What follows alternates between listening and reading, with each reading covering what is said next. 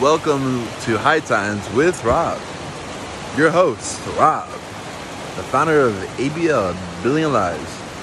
I'm here by a river. It's a nice river. It's a very nice river. Nature. Just hiking a little bit around here. Lots of fun. And if there's something that you guys aren't doing, is that you have to travel more. You gotta travel more. You gotta go ahead and experience the world. You gotta go ahead and do things that you're not used to doing.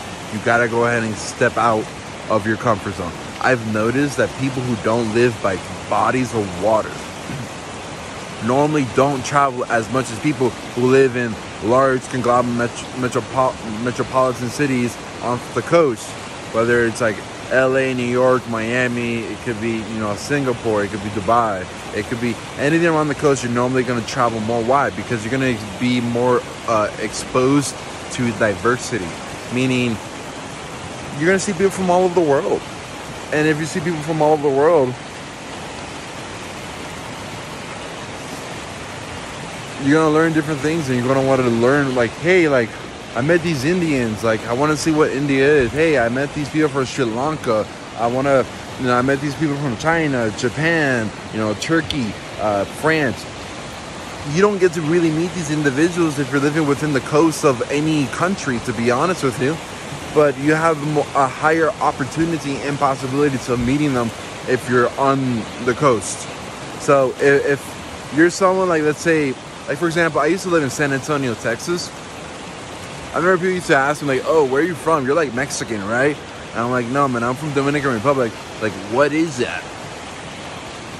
And that was like a common answer. That wasn't just from 1, 2, 3 people. I lived there for a year. I got this so often that you actually wonder if they actually taught geography of any sort within, their 18 years of schooling. Apparently not. And not even that.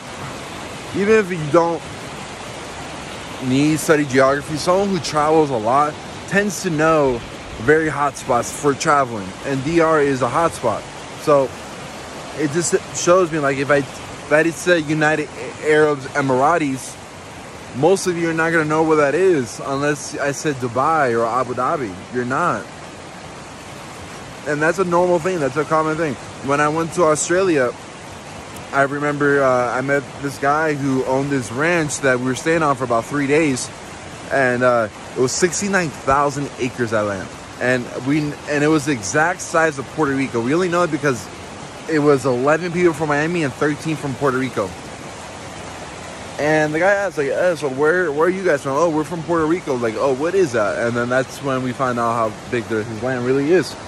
And then we told the other half of us, oh, we're from Florida. Like, oh, what is that? Oh, Miami. Oh, yeah, I know Miami. Why? Because Miami is the destination city. He hasn't been in Miami in 20, 30 years. He only went there one time, but he knows what it is. Why? Because he's traveled in a bit.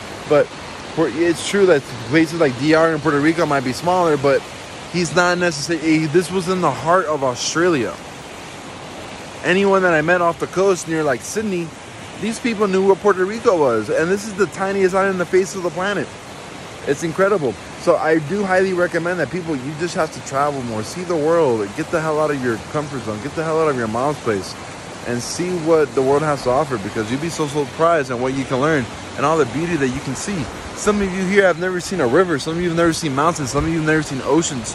Some of you have never seen nothing at all but the four walls around your room and your computer screen. Yo, get the hell out, man. Start learning to get comfortable being uncomfortable, and your life will change.